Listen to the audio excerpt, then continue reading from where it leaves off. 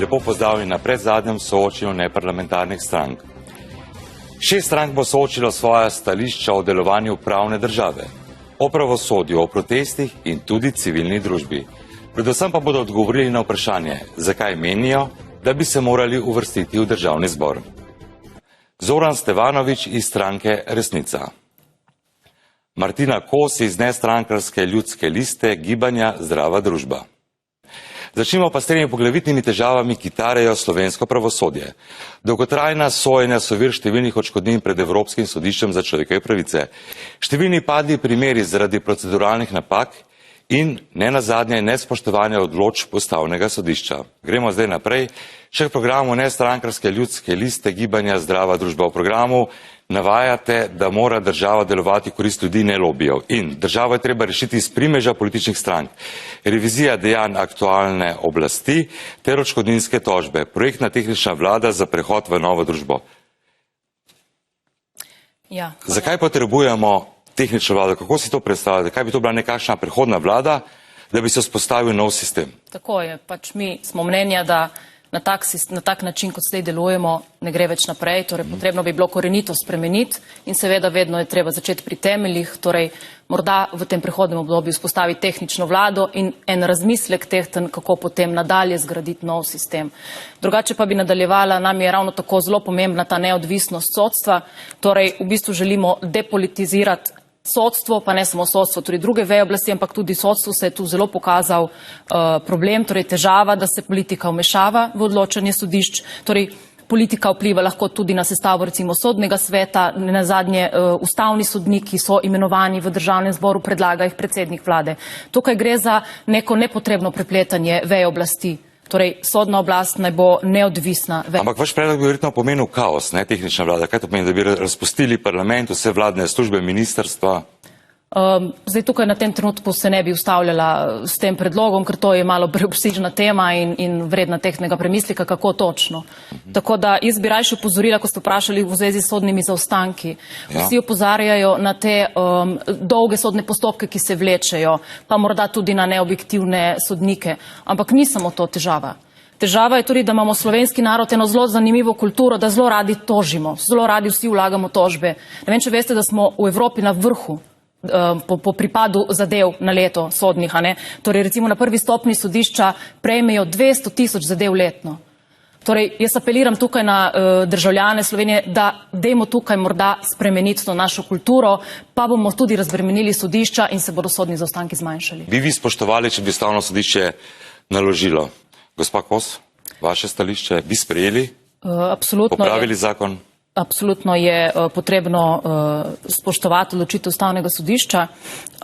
Kar je pa večja težava po našem mnenju pri Ustavnem sodišču je ta, da v bistvu ne sprejema ustrezno hitro tudi določenih odločitev.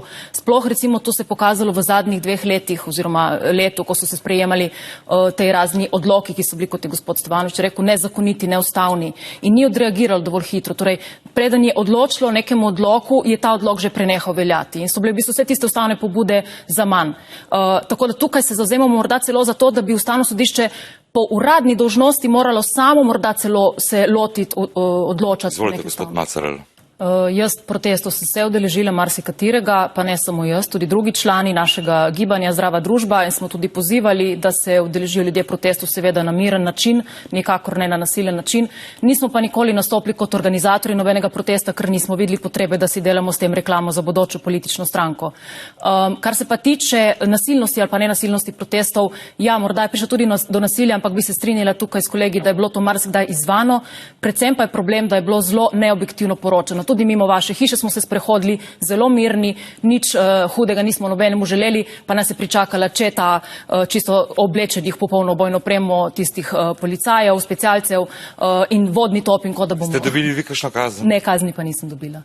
Dobro. Kaj pravite vi, gospa Kos, tudi vi ste bili tam?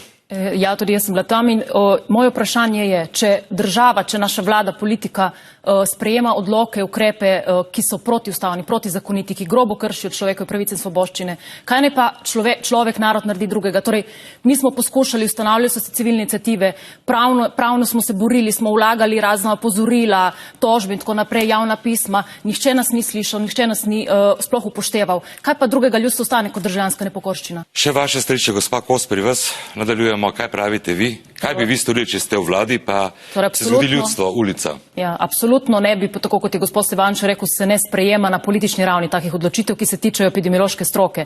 Torej, prepustili bi odločitev temu, ali dejansko gre za epidemijo ali pa pandemijo ali ne epidemiološki stroki in šele, ko bi bila stroka si enotna, da je to res situacija taka, da je treba sprejeti res neke take rigorozne ukrepe, potem seveda bi se sprejemali taki ukrepi. Mislim pa, da je vsem jasno, da v tem primeru, v tej epidemiji ni šlo za tak tip bolezni, da bi bili ti ukrepi sorazmerni, primerni in sprejemljivi.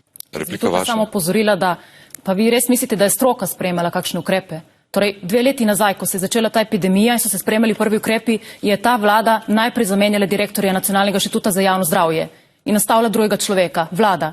In potem je ustanovila strokovno skupino za COVID-19, spet seveda vlada nastavlja te ljudi. Torej, to je vladna skupina, ki jim je svetovala stvari. To so ljudje, ki so tudi člani političnih strank. Torej, tukaj ne moremo sploh govoriti o tem, da je kakršnakoli stroka odločala v času naše epidemije o ukrepih. So se pa danes, gospa Kos, kako bi vi to rešili? Ja, centri za socialno delo lahko sicer marsikaj preprečijo, kakšno družinsko tragedijo oziroma poskušajo medirati vmes. Tukaj pa predvsem vidim težavo tudi jaz pri sodiščih, pri sodnikih. Zakoni so jasni, torej glede pripada zadev je jasno, da je nek vrstni red in se ne more sodnik sam izbrati primera. Ravno tako sodnik mora biti neobjektiven, ne sme biti nikakor osebno vpleten v zadevo, če ne se mora izločiti zadeve. Tako da, ukolikor je res do tega prihajalo, da je prišlo do kršenja tega vrstnega reda pripada zadev, do tega, da je bila morda res neko razmerje med sodnico in med očetom tega otroka, to bi bilo treba strogo nadzirati. Tako da tudi mi zagotavljamo to, da se nadzira delo sodnikov, ne pa da imajo doživljenjski mandat brez kakršnega koli nadzora. Predvsem pa bi tukaj rada opozorila, da meni se zdi tukaj stvar zelo jasna. Družinski zakon je jasen. Otroci so šibka kategorija državljanov, ki jo je treba posebej spoštovati. In ti spori bi mogli biti nujno, absolutno prioritetni in se obravnavati takoj, nemudoma. In v bistvu se mora vedno samo upoštevati korist otroka. Gremo po vrsti, gospa Kos. Tudi nam ni žal, da nimamo nobenega izmed trenutnih poslancev ali pa bivših poslancev v naših vrstah. Mi smo pa zelo ponosni, da smo za našo kandidaturo zbrali 12.000 podpisov volivcev, kar je dosti več, kot da bi imeli med nami poslance. Gospa Kos. Tudi mi nimamo želje iti v koalicijo z nobeno strank, ki je trenutno v parlamentu, ne samo z Janševo, ampak tudi vsemi ostalimi. Zakaj? Zaradi tega, ker je bilo čisto jasno, da so se pred nekaj meseci vsi voditelji teh strank zavezali, da bodo spodbujali in podpirali določene, za naše mnenje, neustavne ukrepe, ki so v škodo ljudstva. Prav tako nas koalicija z Golobom ne zanima, ker je zelo očitno, da so zadaj za njim neki interesi globalistov, kapitala in razni drugi lobiji in mi tu žal ne vidimo neke skupne prihodnosti.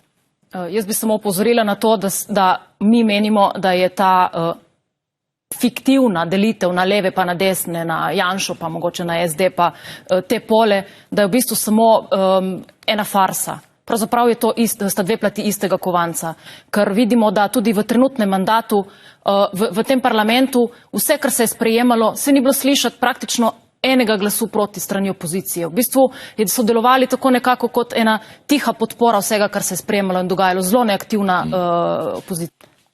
Tudi mi verjamemo, da so ljudje spregledali, da tem parlamentarnim strankam ni več zaupati in bodo raje se odločili, da volijo neparlamentarne stranke, novo ustanovljene, tako da računamo tudi mi na večino. Hvala in nasvidenje.